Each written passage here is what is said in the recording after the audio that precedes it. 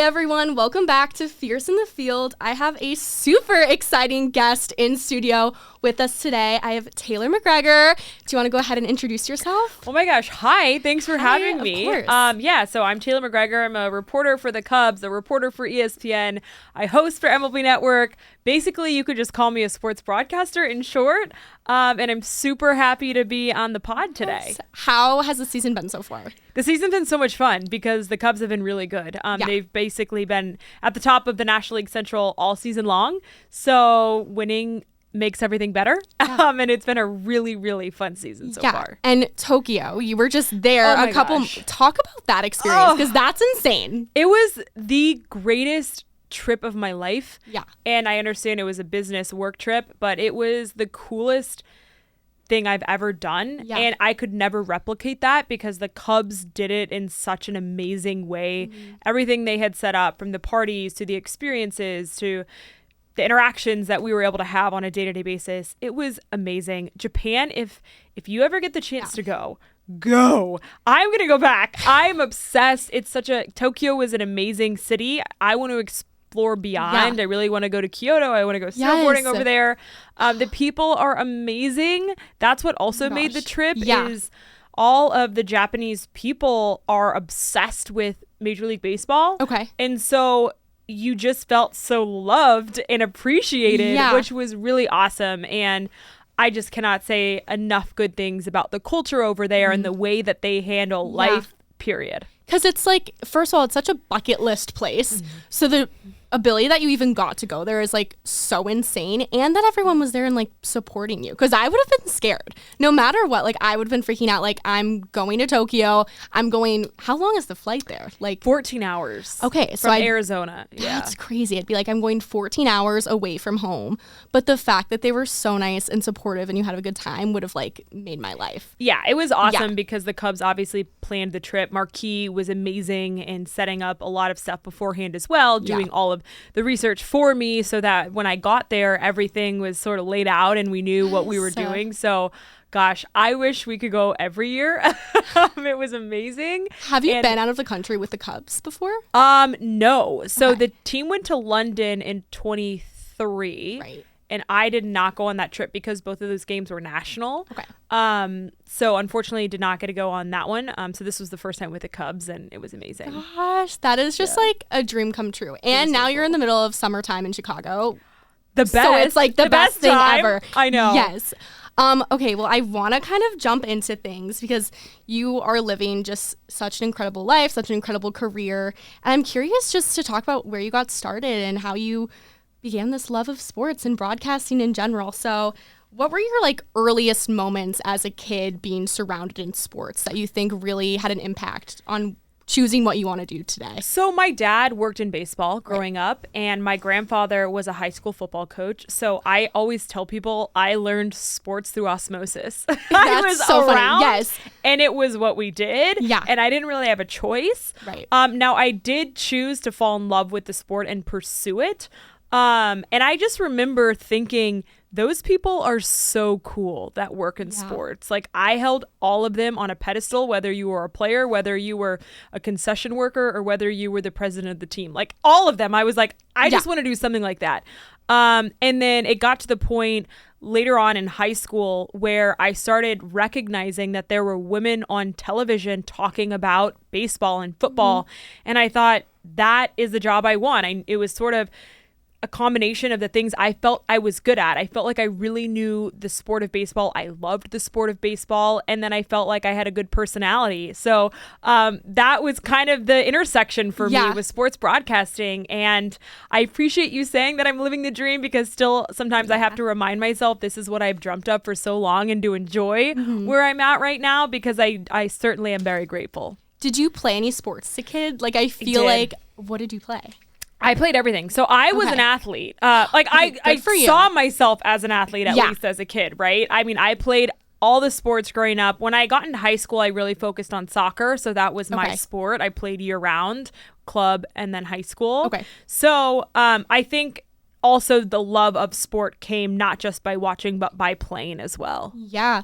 Talk about your family and supporting you in like soccer. And I don't know, maybe your parents wanted you to play softball right away because being around baseball so much. But how was that support system for you? So it's interesting. My dad actually played professional football. So he played in the NFL. Oh, okay. And I think the thing in my household is my parents wanted me to fall in love with the sport, and they never wanted to push it upon me, because I think my dad had seen other parents or other people who had forced it upon their kids, and then it just made them burn out. And so my parents are really good at, okay, we want you to do this, but if you're going to do it, you have to give it 100% effort. Mm-hmm. So that was the only rule that my parents had when it came to athletics is if you're going to do it, you got to give 100%. So I remember getting in trouble one time in middle school. I had played in a game and my parents didn't think that I gave my best effort. And that was the only time they would get upset or, really talk about my performance, is just when they didn't think I was giving it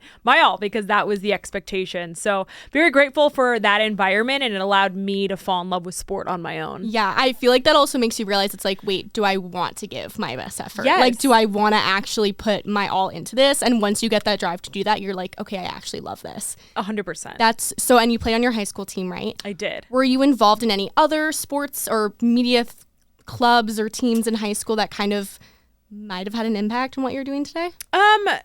I was in student council. I was always involved in leadership. I think that probably helped with my people skills, which is important in this job. 100%. So I think being in front of students at an early age really molded and shaped me. I remember also being in speech class in 8th grade and having to give a speech.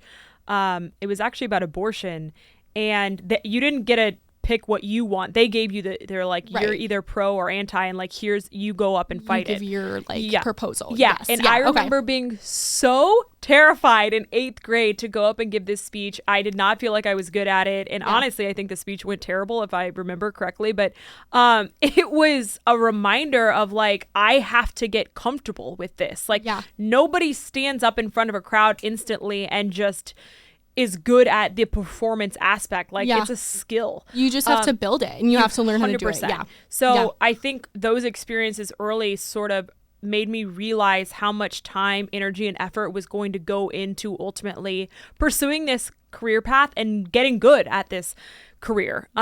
So I think that would probably be what I say as far as the ways that things outside of sports molded me. Yeah. What about like your high school teams? Did you have any coaches that really influenced you, your teammates? How was that environment?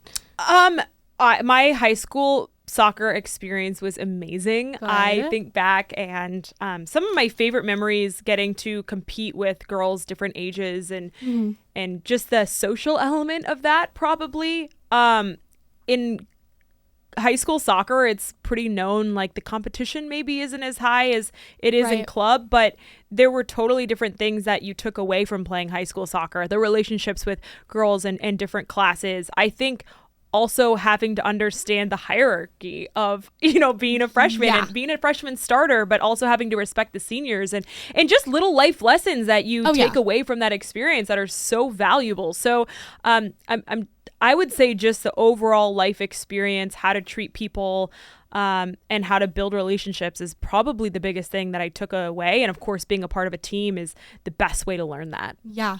What about when it came down to senior year and you're applying to colleges and you're trying to figure out, okay, what schools do I want to apply to? What majors do I maybe want to pursue? Talk about that process a little bit. Yeah, so I knew I wanted to go out of state, but my parents always made the deal to me that if you go out of state, you have to find a way to make up the tuition. We're not paying you to just go out of state for free because it's very, very expensive. So I was either going to have to pay for it or I was going to have to find a scholarship. And luckily, I was able to find a scholarship at the University of Arkansas that offset the out-of-state cost. So that was ultimately how I ended up there. Yeah. I did have a connection there. I was born in Fayetteville. My dad had gotten his doctorate from there. So there was a connection to Fayetteville. You had that little bit. Okay. I did. And then I, of course, loved the fact that it was in the SEC. I was going to have experiences when it came to sports journalism the moment I stepped on campus. So there was a bunch of things that went into it, but those kind of at the top of the list. Yeah. And you wanted sports, right? Or was it more broadcast? Okay. So you were like all in for that. I knew I wanted sports. Yeah. My professors made me learn news, which I'm very grateful for because I think all of it just comes down to being a good writer and telling good stories.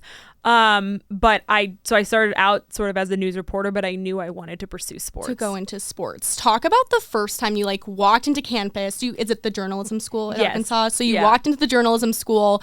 You're like, okay, I need to talk to my professors for the first time, or I need to talk to my deans for the first time. How did you handle the nerves of that? Because it's scary. It's so nerve-wracking. Yeah. And you get imposter syndrome. Like, am I good enough to be here? I'm just a freshman. Is this allowed? I don't want to ruffle any feathers. Right. All of those questions go through your mind. 100%. And what I would tell you is you belong. Oh, yeah. And the worst thing that anybody can say to you is no. And in this industry, you have to be okay with being told no because it's going to happen. It's going to happen. Promise you. No matter what. Like 100%. Every day. Yeah. But if you don't ask, you'll never get the yes that ultimately you need. So I remember being so intimidated, and I honestly shied away from pursuing on-campus opportunities early in my collegiate career because I was nervous, and that's something that I regret. So I would tell people, do not be scared, do not repeat what I did because I felt like my on-air skills could have been more refined when I graduated college if I had invested in it earlier. I was just too scared.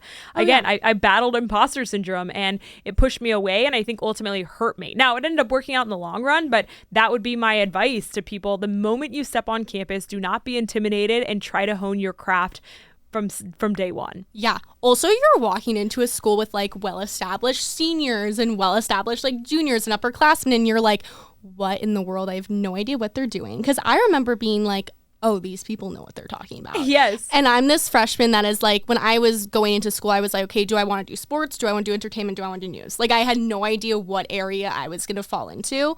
And luckily, like, it was sports, but it was scary because I'm like, there's so many options and so many things to do. Do you have like a story that you remember you're like doing this one thing or something that really got you out of your comfort zone or something that you were nervous to join, but you did it anyway?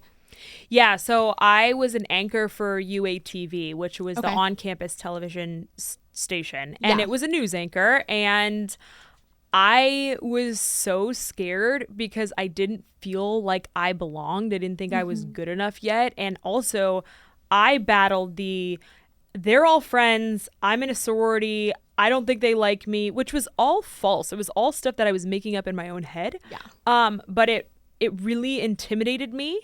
And then I got in there and I realized, oh my gosh, they all love television. We all became friends.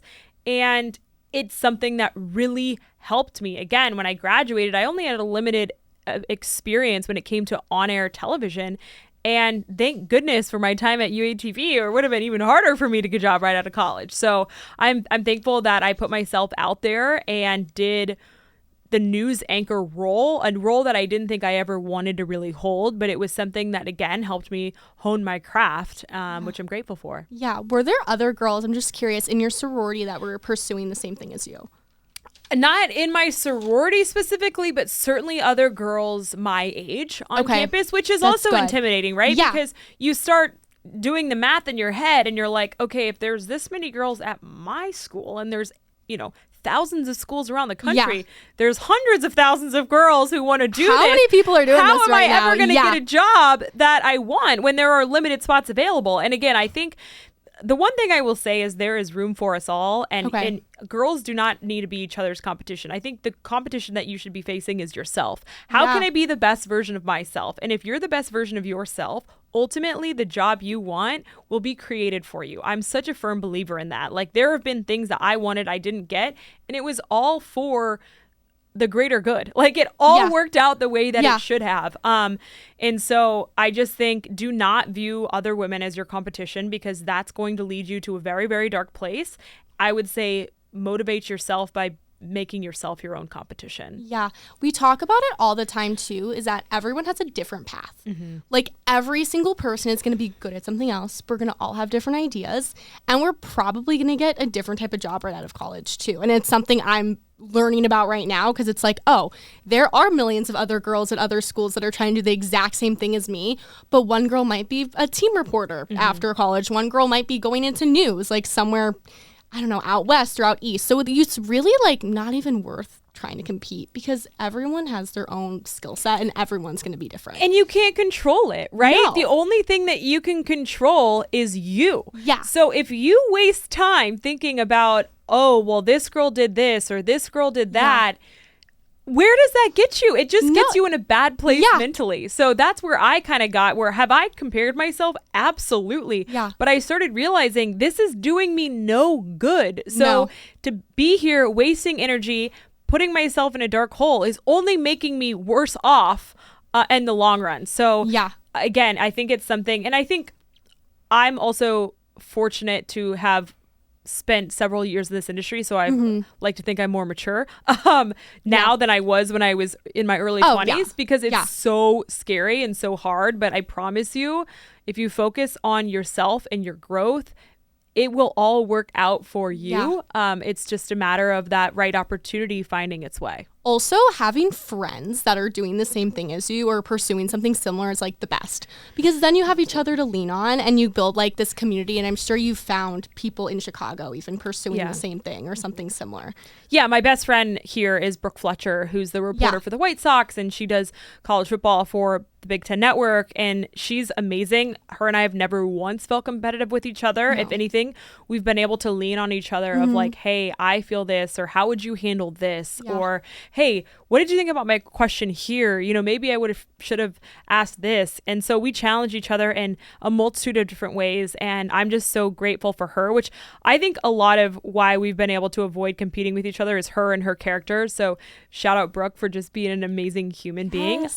But also I think the maturity in both of us of realizing it doesn't matter what the other person is doing. Like, the only thing that matters is me and what do I want, and how can I make myself the best version of myself, because that's what's going to get me a job. It's so important. And I love so much that you just said that, because it's true. Because once you also step out of your comfort zone, realize, you know, I don't even care what other people think. I'm just going to do what's best for me and what I want to do. And I'm going to make friends and be nice to everyone. Like, that's really when you start to feel confident in what you're doing as well. Absolutely. And I will say, as somebody, again, who I've been in this industry long enough now to realize you're always going to want more. Yeah. And I had a moment this past season. I did the Peach Bowl, which was a college football playoff quarterfinal game.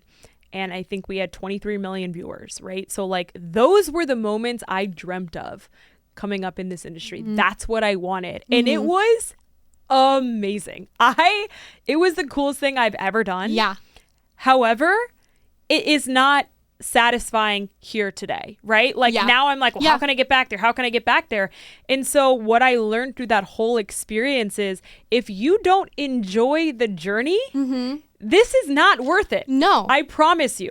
There will be incredible moments in your career, but the reality is 99.9% of the time, it is the journey. It's not the enormous college football playoff games that I've dreamt of doing. It's all of the other stuff that goes into that. So you have to enjoy the journey. And I bring all this together by saying the people make the journey. Yeah. So if you're trying to push other people down to get to where you want to go, like, ultimately that's just going to leave you in a really lonely and sad place, that when you might actually get the job you wanted, it's not going to be nearly as satisfying as it could have been if you focus on yourself and then just enjoy the other people around you. Yeah, that is so important. And I think especially for me as a student, it's so hard, because we'll get these opportunities, we'll get good internships, or we'll get to cover cool things, and then a couple months later you're like, wait, what's next? What's next? And there's always going to be a what's next. Always going to be a what's next. But I think something that I'm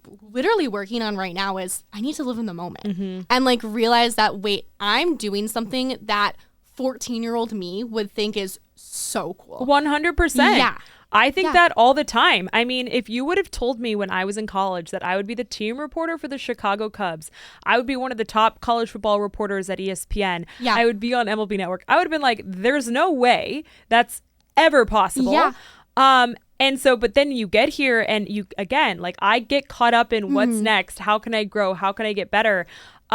Which I think inherently are good things to recognize and run towards. Yeah. But it can't be at the expense of enjoying where you're at. No. Because then it's like, what is this all doing? Like, is it worth it if you're not enjoying the journey and the steps along the way? And you're there for a reason. You're there for a reason, one thing, and you're doing it for a reason two, because you love it and you love what you're doing. You love what you're pursuing. And that's also something to remember. You're like, wait, this is what I love to do. Absolutely. Yeah. And that's, I say it all the time with my coworkers, like we work in the toy department. So if ultimately you feel like you're not in the toy department anymore, that's not a good thing. You know, live in that space of we are so grateful and so fortunate to occupy these jobs. And we won't occupy them forever. No. So enjoy where we're at. Enjoy what you're doing now. Absolutely. Yeah. I want to swing back to kind of like being in college and navigating that site. How did you handle being a woman in sports collegiately? Because you're working with a lot of like, it's a male-dominated industry, I feel like, at the end of the day, and you're meeting, I don't know, 18, 19, 20-year-old guys, and you're competing against them, and you're working in the same place. How did you handle that environment, kind of growing up, being a young woman in that environment? I think the best advice that I would give anybody is don't focus on being a woman. I think focus on being the best version of yourself. And I think I was fortunate. I was around a lot of environments early where I was the only female. So I was never intimidated walking into a room with all men. I just wasn't. No. Because I saw my value as Taylor. And that's what I would really challenge young girls is focus on your value and don't focus on being a woman, because it can be a little, there have been times when I've ridden on the Cubs charter and I'm like, oh wow, I'm the only woman on this. And I'm like, and I think about it for a second, I'm like, I've earned it. Like I deserve to be here. And I think that's the best piece of advice is just don't focus on that. Focus on being the best version of you, because it doesn't matter whether you're male or female, just be you. That is such good advice. And I genuinely mean that. I'm like, oh, I've never heard it in that perspective before. But now I'm going to be always thinking about that. I'm like, no, just be Josie. Yeah, like, that's so be important. You. Oh, I love it. Okay, tell me about your graduating college. You're looking for a job. Everyone's looking for a job. Everyone's looking for the same type of job for the most part. Walk me through that process and how where your head was at during that time. Oh man, great question. So I graduated in May. Okay. And 2 weeks later, so I didn't have a job, but 2 weeks later I went to San Diego and I was there to visit a family friend, but I was set up in a meeting with Jeff Bile, who was the executive producer at Fox Sports San Diego at the time. What was then Fox Sports San Diego. Yeah. And he was like, I could bring you here as a production assistant. He was like, you might get the opportunity to be on air or do some digital reporting things. But he was like, if I was you, I probably wouldn't do this. And he's like, in fact, I think you should talk to this guy, Mike Connolly, who Mike Connolly at the time was head of all the Fox Sports regionals. Okay. So I was very thankful that he set me up with Mike. So I ended up calling Mike. I was so nervous. I called him and I was like, Mr. Connolly, what would you do if you were me? Or what would you tell your daughter to do? And he was very firm and said, if you were my daughter, I would tell you to go to a small market. He goes, there will be days that you will come home crying and hate it. Yep. But it will show you whether you do or do not want to pursue this. Yeah. And he was like, and also, if you want to be on air, you have to get on air. You can't go to a job where you're not going to be on air. You're going to live in this fantasy world of hopefully one day I do, without ever getting the experience to actually get there. So he was like, that's my advice to you. And of course, at the time, I knew the small market route was probably the best route, but I wouldn't tell you that's what I wanted to do. No. I wanted to live in San Diego, or I wanted to live in a big city because that's where all my friends were. And I was fresh out of college and like, this would be so fun. Yeah. But I ended up taking a job in Casper, Wyoming. Like 4 months later, it took me 4 months to find a small market job. Yep. And it was the best thing I ever did. Yeah. There are people who never did it and it worked for them, but I'm like, I actually loved it. It was hard. There were times it was hard, but I have some of my best friends from that 2-year stint. I love Casper, Wyoming. I would not trade that time for anything. So it really, really worked out for me. And I'm very thankful that Mike Connolly gave me that advice. Yeah, that is like my life right now, because I'm asking people, I'm like, okay, would you recommend going into a small market first, or would you start in a production job in a bigger market first? And 90% of people, I think like 10% have said, do what you feel is best for you, because everyone does kind of pursue something a little bit different. Everyone does have that different path. But probably 90% have said start in a small market. Yeah. Because I think it's really important to get that smaller newsroom experience. And were you doing news or were you doing sports? I was doing sports. Okay. So I do know the industry's changed where a lot of them don't have sports departments anymore, which is sad. But I was fortunate enough to do all sports. So I shot, edited, produced the whole 9 yards on my own. Oh my gosh. And I was in Wyoming. So we did everything from high school sports to rodeo to dog sled racing. Like, it was the coolest 2 years. A cool experience to have. It was amazing. And again, there were hard days. And especially when you're making no money, I laugh thinking about how little money I made and how I made it work. I don't know how I did it, but I did. Good for you. And it was amazing. I would not trade it for anything. And I also think now, getting hired places and they look at my resume and where I went, they think, what a grinder. She put in that time. And I think I've earned a lot of respect from people in the industry for being willing to do that. Mm-hmm. And you put in, we were just talking about learning how to edit, learning how to produce, learning how to make your own content. And that's like something that you should be proud of yourself for, because it's hard 100%. work. And I think the biggest thing is ultimately it's storytelling, right? So how do you get good at telling a good story? Writing is the most important thing, but then you write and you add pictures, you add audio, and all of that is honing your skills on how to tell a good story, which is what makes a good reporter. Yeah, 100%. Do you have a good dog sled or rodeo story that you remember? Yes. Oh my gosh, please. Okay, well, I have tell a me. couple. Okay, so I remember covering dog sled racing in Jackson Hole, Wyoming. It was in late January. I've been there. It is so amazing. pretty there. Jackson's it's beautiful. amazing. I go there like twice a year still because I'm obsessed with it. Do you ski? I do. Yeah. I'm from Denver, so I grew up skiing. Duh. But I was there. It was late January. It was freezing cold. It was in the negative, like, I think it was like -2 that night. So the plan was for me to drive up Friday morning, do a live hit from the dog sled race that night for the 6 o'clock. And then for the 10 o'clock, I was going to put together a package and send it. And then that's what they would roll in the 10 o'clock hour. Okay. So it's 6 o'clock. I had been shooting, getting everything ready for my package in the 10. And I'm about to go live. I'm by myself in negative temperatures. It's blowing, it's snowing, and like it's just the whole 9 yards. Yeah. So I have my tripod set up, and 20 seconds before I'm about to go live on air, it was so windy that a tent blew into my tripod and broke the tripod. So then my camera is like about to go down. Luckily, I caught the camera, and they're like in my ear, like 5, 4. And so I remember holding up the camera on my face like this, and it was like a selfie. Yeah, but it's a big camera, and I'm like, hey, and I do my report, and it was probably terrible, but it was just make do. Oh my God. And I remember getting back to my hotel, and there was a mouse in my hotel room.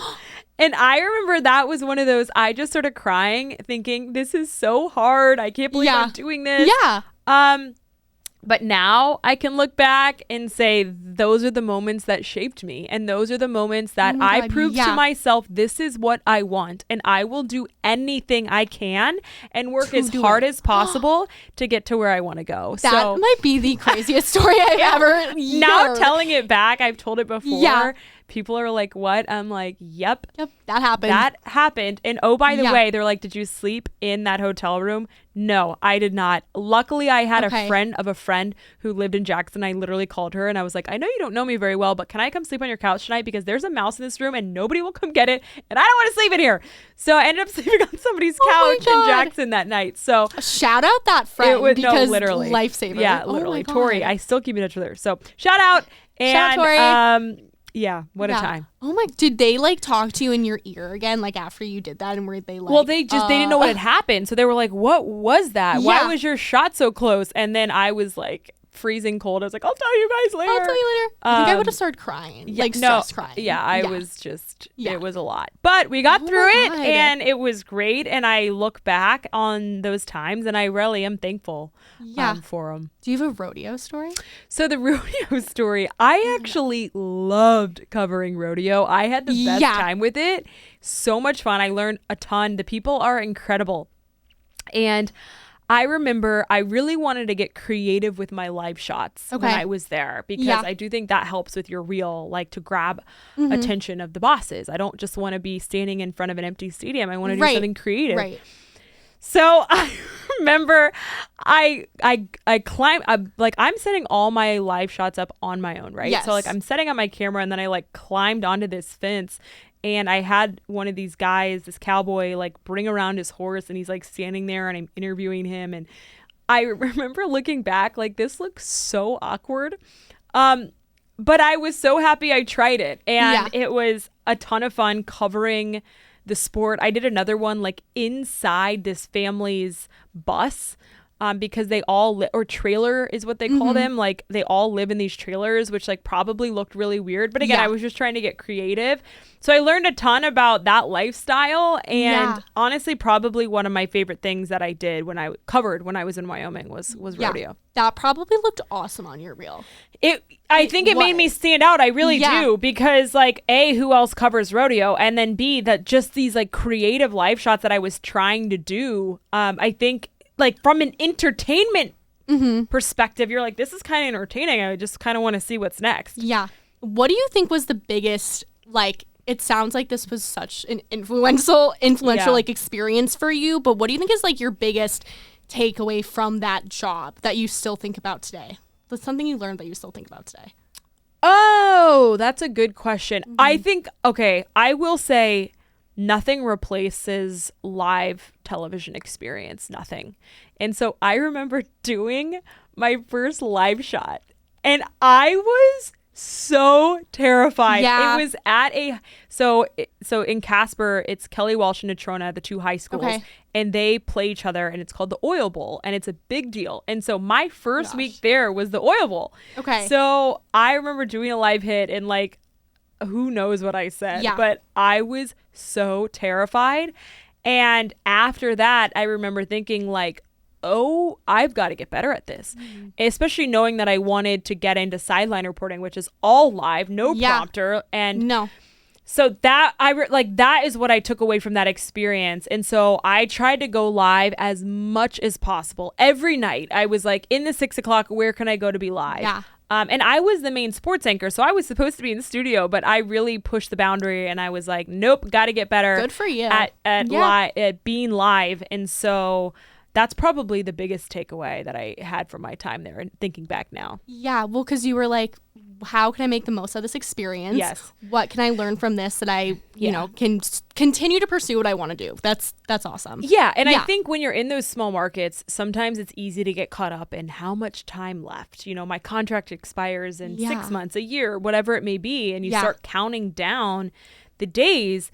And if you become so focused on the end goal, you forget how to get there. And you get there by growing as a reporter, by being good at writing, being good on the air, and adding up all of these skills that make you a well-rounded reporter. That's what's going to make you stand out and ultimately get you hired. So if you're so focused on just the end goal, you're going to forget to actually get better in the day-to-day. And I think there were times when I probably was too focused and not locked in enough to remember like, hey, I still have a long way to go to grow my skills. But there were other times I was like, nope, I just got to focus, like keep my head down, get better today. That was the goal that I always would tell myself, like get better today, and then we can move forward. Wait, I love that. Get better today. Yes. Because you need to remember like, okay, yes, you want to do all these things. And in a couple months, you want to reach out to this person, or you want to cover this, or you want to do that. But write something today, shoot something today, like get better at what you can control today. And that's still so something important. I think about. I mean, I still have goals and aspirations and dreams that are bigger than where I'm at right now. And I still have things to work on. Like I am not a finished product. So, I mean, there are days, months, weeks where things go by and you're like, oh my gosh, I haven't like taken a chance to step back and invest into my current situation. How can I grow? How can I get better right now? And so like I still have to remind myself of that. Yeah. Like, Taylor, you still have goals. So like lock it in. Let's get better today. How can you grow today? Oh, I love that. Okay, so you were in Wyoming, and then where did you evolve after that? Where was your next? I went from Wyoming to Arkansas in local news. Okay. So I was really fortunate because I went to college at the University of Arkansas, and then I got a job in Little Rock, and I had a ton of college friends there. So it was awesome to get to spend time with them and be back around my college girls. Yeah. And also get to cover my alma mater. That was great. And then, of course, being in the SEC, you're exposed to the SEC media days and so many things that go into that conference, which opened doors for me. So that was really important because the guy that ended up hiring me at ESPN, the first time I met him was SEC media days.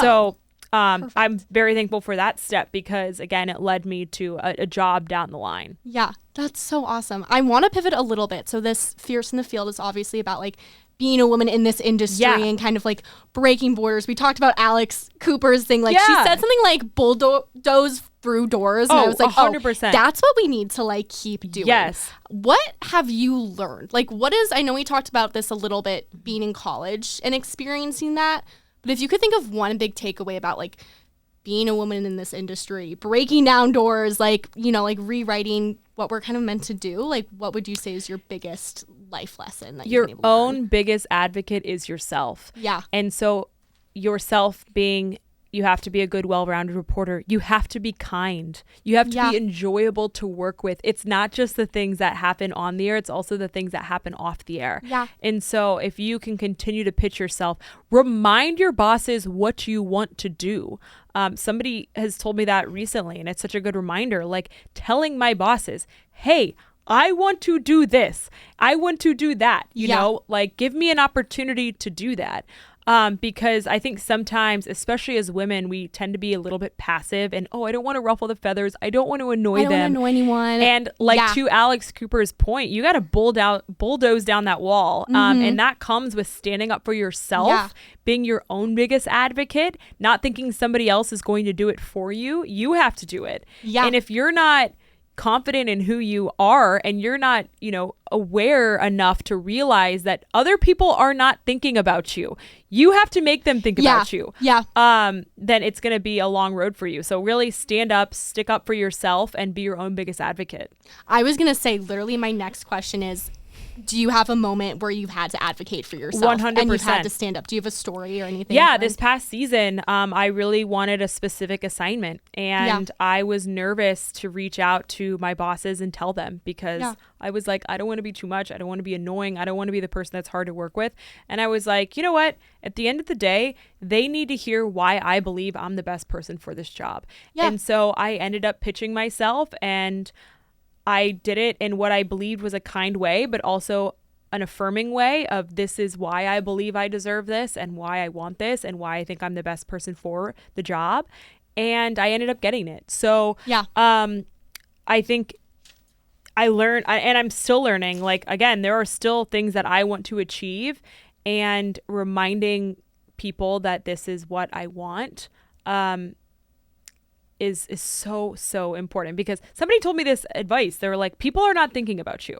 No, they're not. And especially like for me, what were we going to say? I was going to say that's a huge lesson that you have to like keep reminding yourself. 100%, good or bad, right? Like sometimes we're like, oh no, they're thinking this. No, they're not. No. And then also like on the positive side, like, oh, I did a really good job. They're going to think about me for this next job. No, they're not. No, they're not. Like, especially at ESPN, it's such a massive company. Yeah. So you know, you would think, oh, well, I do this, so therefore they'll think about me for this. That's just not the way that it works. They have 8,000 things that they're doing day in and day out. So you have to be your own biggest advocate. And 8,000 other people that are trying to do exactly what you want to do. Because I told you a little bit, like, I just finished an internship with Fox Sports. Yeah. Great experience, but it's also like I needed to learn how to advocate for myself and how to be like, this is what I want to do, this is what I want to cover.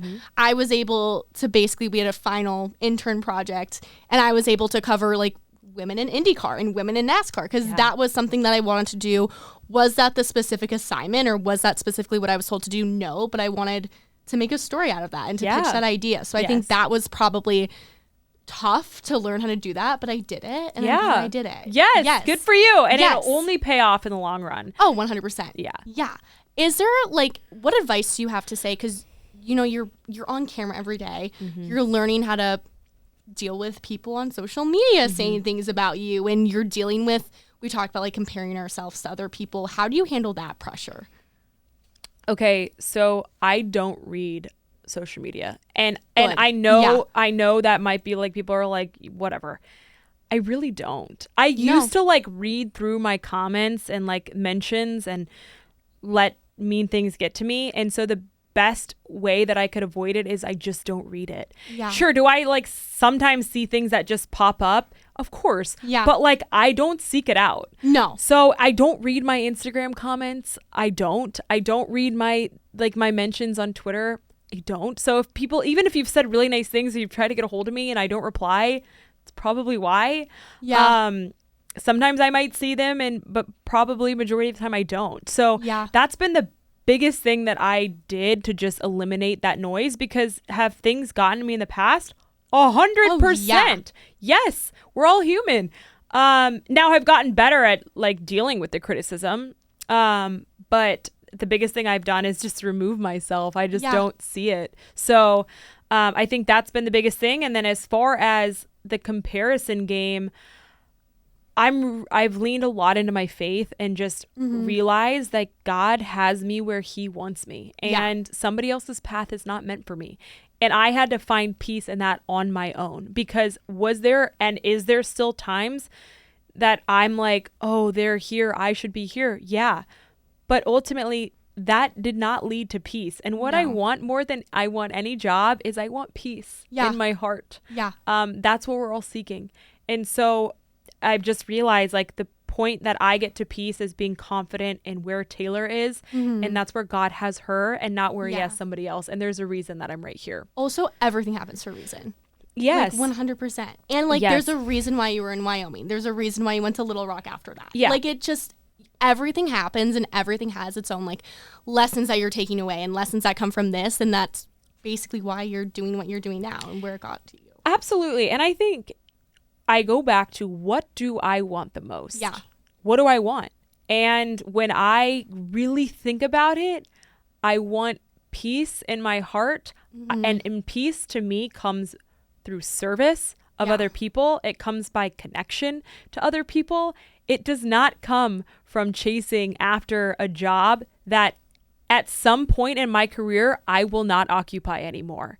That's not where peace comes from for me. Exactly. Do I have a desire to chase those things? Yes. But ultimately, what I care about the most is peace in my heart. And I achieve that through service and connection. And so when I'm there, I realize, okay, the most important things to me are the people that I'm around and connection, loving on them, caring about them. Like that's where I find the most peace. And so that's what keeps me grounded as the rat race continues, because it's always going to be there. There's always going to be more. Yeah. And everyone's always going to be thinking that and being like, oh, how can I do this more like that person? Even when you're 50, 60, 70 years old, you're probably going to be thinking that. So it's just this never ending cycle that you kind of have to realize, I need to be at peace with where I am now and grateful for what I've been given today, because that's kind of all you can look at, you know? Yes, 100%. Where have you found like those happy moments and those people like with your job in the Cubs today? Yeah, so I think interaction with human beings on a day-to-day basis is where I find the most happiness and the most joy. Yeah. And that's come through my coworkers. That's come through my counterparts on other teams. That's come from interactions with the players and their families. That's come from the fans. It comes from the people that I interact with every day. And ultimately we all do what we do because of people. Yeah. And so that's the most important thing to me, is investing in the relationships around me and the individuals around me, because that is where I find the most joy and the most peace. And that's what ultimately gives me meaning and purpose in this life. Because again, like, doing the biggest games and the biggest events is a goal of mine, and it's a goal of a lot of other people's, but that's not where I find the most joy and satisfaction. It's the best feeling in the world when you're working a job that you love with people that are so supportive and nice to you. Yes. It's probably the best feeling. Yes. I know that now as just a student. I've worked an internship. I did the Cape Cod baseball league Yes, last you summer. told me that. It's amazing. I know. It was literally, I get FOMO to this day that I'm not doing it. Yeah. But also this year. But then I look at it and I'm like, I had such a great, amazing experience. Yes. And it was because of the people that I met. Yes. It was all because of people. the players on the team and the coaches that I got to meet that were so nice and kind to me. And that was probably my biggest fear going into it. And I'm like, wow, that was just such a great experience. Yeah. And it would not have been the same if it wasn't for the people that were on the cave. Yeah. Yeah. And it's also a good reminder, people want to work with people who they like. Yes. And so if there's a piece of advice that I would give to anybody, is be kind. Yeah. Because there is nothing that will get you further in this career than kindness. Absolutely. Because that's what, especially in replaceable roles, reporters are replaceable. So if you are tough to work with, it's going to either be really lonely at the top, or you're never going to get to the top. Yeah. Oh my gosh, 100%. Also, like you want to have friends and keep those connections and like have people there like in your corner to support you, because if you're just kind of going about it, and like, especially when you're younger and you're meeting girls that are like, I'm going to be on TV, you know, like that type of person. And it's like, you want to just kind of do things with other people and like share your stuff and share your work. And I don't know, I feel like that's what is so great about our industry, is that it is so much fun to work with other people and we get to collaborate on projects, and that's kind of the best part about it. Agreed. Yeah. No doubt. What do you think is the biggest like misconception about being a sideline reporter and working in sports? I'm not sure I would characterize it as a misconception, maybe just a lack of knowledge. Is how time consuming the job really is. I don't think when I got into this profession I realized how much time it was away from friends and family, how much time it was on the road. Now, I've chosen some of that without question because I have like 12 jobs, but yeah, it's a lot of time. It's every night you're on the road. Like, I was on the road over 200 days last year.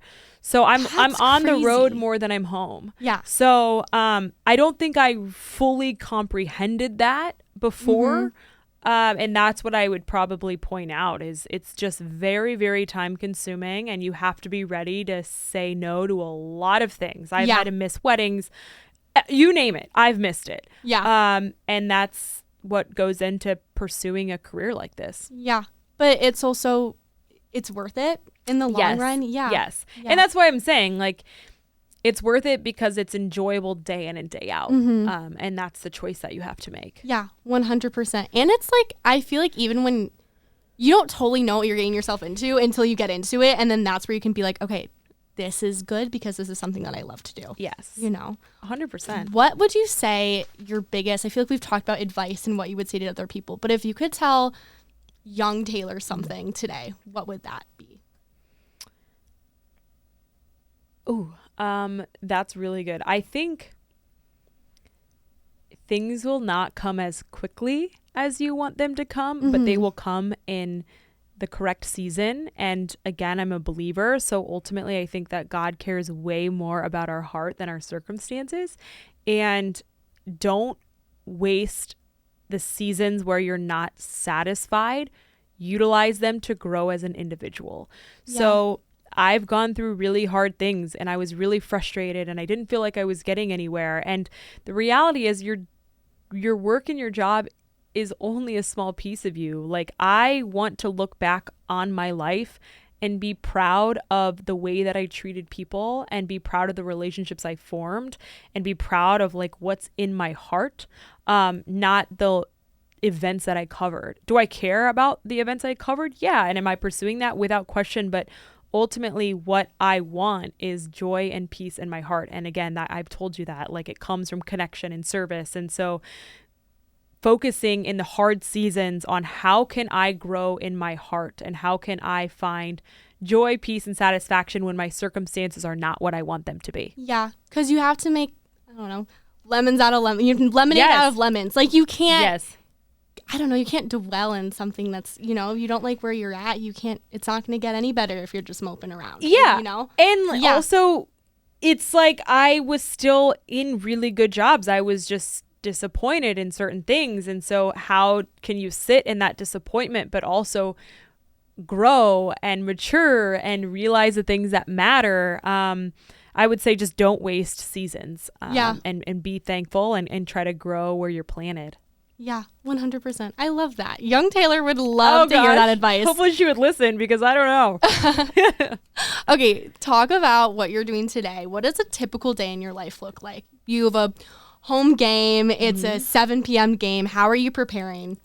Okay, so a typical day, I woke up this morning, went and worked out. I came back, showered, got ready. Then I started looking over some notes for today. So it's obviously who's the starting pitcher.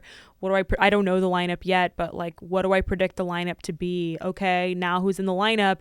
What are the stories that I want to tell on these players? And some of that is conversations I've already had. Some of it's trying to dive into information, find storylines that are interesting to me. And that's what's cool about baseball. It's such an analytic driven sport that there are a lot of stories you can tell with the numbers and the research. And so that's oftentimes what I do. I try to read as much as possible. There's some really awesome writers out there who share a lot of great things. And so just learning about the sport, learning about the way that the sport has evolved, and also learning about the other team, because we play the Milwaukee Brewers today, and we've seen them once already. I mean, it's a team I'm very familiar with just because they're in the division, and I've known a lot of those guys, but kind of getting up to speed on what they're doing, what's been going on with their team lately. So a lot of reading, a lot of just consuming information and kind of getting my mind right for when I do go in the clubhouse. Okay, I want to ask this guy this, that, and the other thing. So I'll get to the field around 3 today, go straight into the clubhouse. That's usually your time when you talk to the players for about an hour. And then we'll go to Craig Council, the manager meeting. Every day you have a manager meeting. You get, the daily storylines from him. And then after that, it's batting practice. And that's usually when I'll go out onto the field. That's usually when I catch up with the guys from the other team. Okay. And after that, it's dinner. And then it's kind of go time. You go back down for your pregame hit or just your open hit. And then you do the game broadcast 2 to 3 hours. And then post game is maybe 30 to 45 minutes. And then you head home and it's rinse, wash, and repeat. Yeah. So, yeah. Do you have any like pregame rituals or like, oh, I have to do this before I go on air? No, it's funny. I'm so not type A in that type of way. Like I have type A tendencies in a lot of things, but that's not one of them. Like my process is not every single day. Yeah. So no, I don't have any that I'm like, I have to do this. I feel like I'm similar. Like I also have type A tendencies, but I would never like put myself in like, oh, everything needs to be the same every single day. Yeah. No, because it depends on where you are. Yes. If I'm traveling, there's no way I'm going to have the same like prep process as if I was home. The only thing I would say maybe type A on is exercise and diet. Yeah. I'm pretty, especially as I get older, because you're like, it just matters so much more. Yeah. So I really hate not working out. And then I also, like, if anybody asks me about my diet, I'll just say I prioritize protein. And so I try to eat as much protein. So that is like the only thing I would say maybe my pregame ritual is like, I have to have protein. You've got to get your protein intake for the day. I can't go a while without eating something of substance. It just fuels my brain and fuels me to be the best version of myself on television. I always tell people I'm like the biggest breakfast eater. Same. If I don't eat breakfast, it's so good for you. It's so good for you. No, I mean, I know this isn't a diet podcast, but women release cortisol in the morning. So if you don't eat, it's so bad for you. It's so bad. So that is the one thing I would tell women is eat. And you should break your fast. They call it, breakfast for a reason, and you should break it with protein. That's what you should be putting in your body. But that's a side tangent. That's a one thing that I made, an adjustment I made, and I've 100% seen the results. It's also like, I don't know about you, but I'm a morning person, so I love to work out in the morning. Like, same. I can't work out at night. No, because my body's dead. I want to go to bed. I'm like, if I've spent it all day moving around, no chance I'm going to the gym. That's why I'm thankful I don't have a normal 9 to 5, because like if you have a 9 to 5, you kind of have to do it after work unless you're willing to wake up really early. So very grateful that my schedule lends itself to being a person who can work out in the morning. Are there any, this is still, I feel like, so off topic, but any like good like Chicago like workout places that you've been enjoying? Oh gosh, so this morning I went to P-Volve. I've been doing that a couple times. I've been wanting to try that place. It's great. Jennifer Aniston likes it. Yes. In New York. Yes. 100%. Yeah. Try it. It's been great. I have gotten more into lifting lately. Okay. I just feel like my body responds best to lifting heavy. So I'll do F45. I'll lift. Solid core is really great for me. I was going to say, do you do solid core? Okay. I used to be a big berries girly. I've kind of gotten away from that for different reasons. But yeah, those are, and then I'm trying to do more yoga just to stretch. And I really do love C2 at Core Power. It's one of my favorite classes. It's the best. So I'm definitely a workout class girly. Okay, same. I'm my like top 3. I like Soul Cycle and Solid Core. Okay, nice. Those are probably my favorites. When I was in LA last semester, you can live on that. Lived above a Solid Core, and I was like not. I liked Pilates and I liked like a hot sculpt, but I never tried Solid Core. But I lived above it, so I was like, okay, I have to go at least like once. And then I was addicted. It's so good. And then I was like, I couldn't walk for like 2 days, and then I just kept going every day, and then I was like, fine. You're fine. Yeah, totally. Did you also become addicted to La La Land? Because I go there and I'm like, I cannot live here because I would gain 100 pounds simply by drinking La La Land every day. It's a sugar bomb, but it's so Oreo, good. I think the first time I tried the Oreo latte, how can I not order that if it's on the menu? Literally. Like, I'm not gonna. I ordered their La La latte. Yes. And I swear that thing probably has 50 grams of sugar in it. Probably.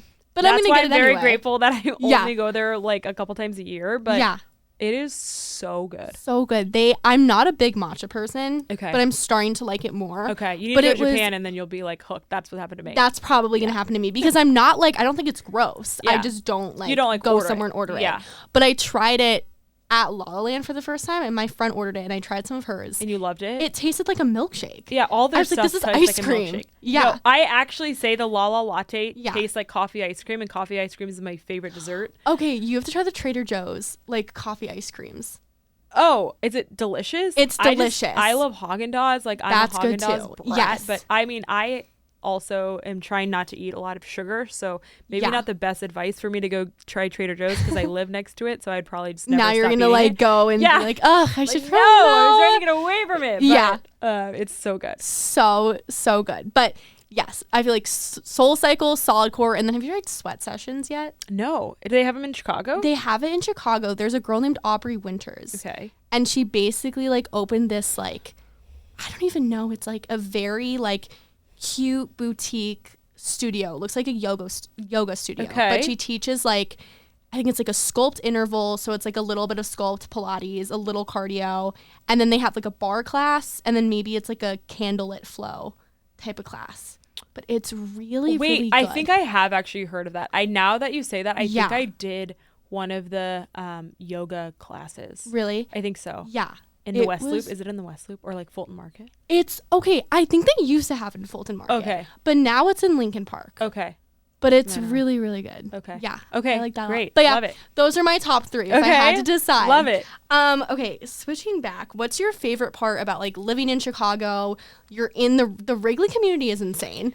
I will die on the hill and say that Wrigley is the best. It's the best. I love playing day games. That's my favorite part. Okay. So it feels like I can still have a life doing this job because I have so many counterparts around the league. Yeah. They don't have that same luxury.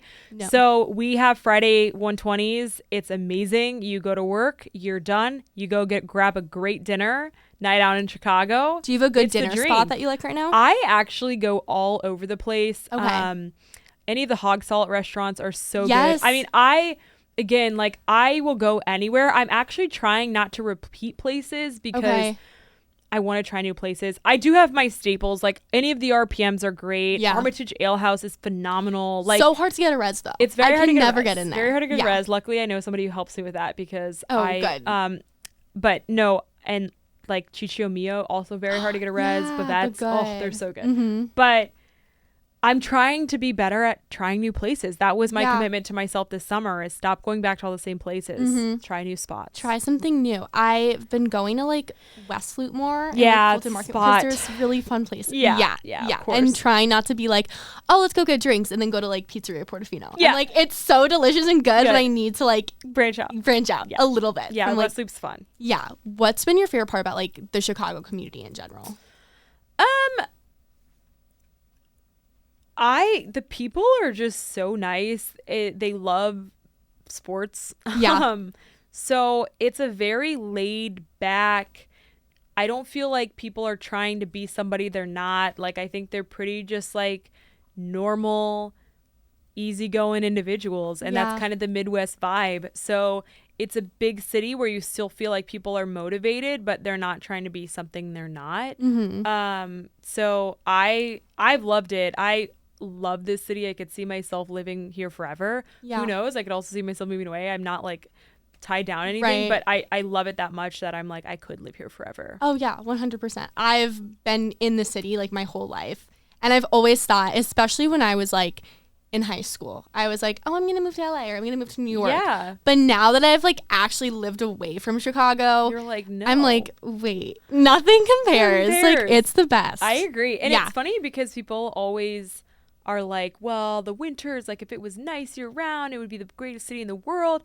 And I'm like, hot take here. I actually love winter in Chicago. I think the worst months here are like April and May, when it's warm everywhere else and it's still freezing here. So cold. True. I'm like, come on, let's go. Like, but let's I actually kind of like the winters. I don't think they're as bad as I expected them to be. No. So I'm a huge fan of Chicago. It's the best. Also, Chicago winter has like its charm.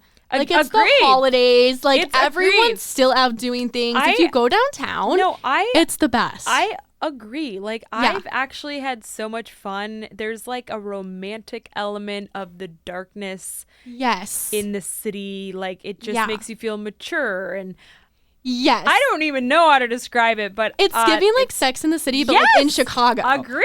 Yeah. Of course. My friends and I think we're at Sex in the City, so that's a problem. But it's okay. I feel like there's no other way to do it. Yeah, exactly. Yeah. No, it's so much fun. Yeah. What are your, kind of starting to wrap things up, but what are your goals? Just looking ahead, goals within your career, within yourself, something that you're really trying to work towards right now? I think for me, trying to expand myself more than just being a maybe like reporter. So I really want to do more community outreach. I get more involved in different aspects of the city of Chicago because I've just found so much joy out of that.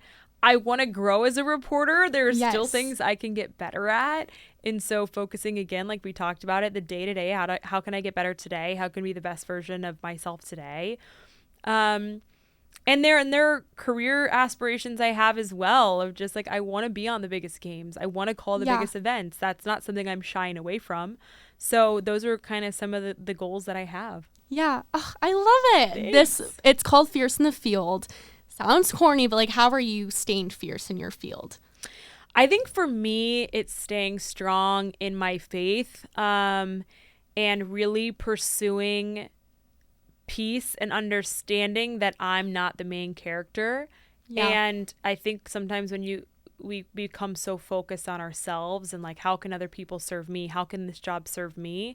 And I've really tried to change that focus on how can I serve other people and make it not so much about me.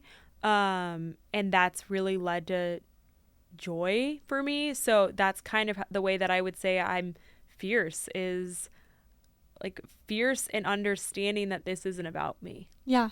Oh, absolutely. Well, Taylor, thank you so much for coming on. No, this is so fun. I'm so proud of you. You've got a great setup here. Thank you. Well, I loved having you today. I was literally looking forward to this for so long. Me Do you too. want to like shout out your socials or anything? Sure. Taylor _McGregor on everything. So give me a follow. Check me out. Yes. As I just said, it wasn't about me and making it about me. No, it's great. I love social media. I think it's a really great tool. Yes. Oh my God. Absolutely. Especially in our industry. 100%. It's so important. Yeah. Oh, well, thank you. Yes. So great to meet you. It was I'm so so good glad to meet this worked you. out. Yes. Okay, you guys. Make sure you follow Taylor on everything and stay up to date with all the Fierce in the Field episodes. Yay.